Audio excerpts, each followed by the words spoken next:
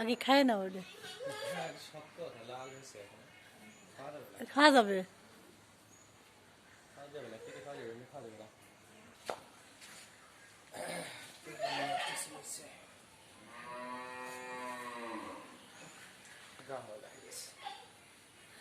আমি তো তোমার হিমসাগরে উঠাবো আগে, এবার হিমসাগর গাছে উঠবো।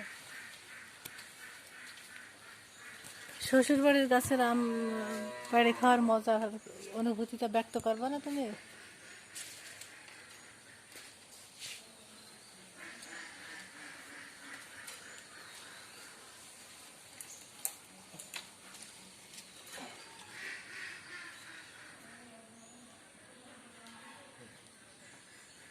কষা আমি গায়ে লাগিয়ে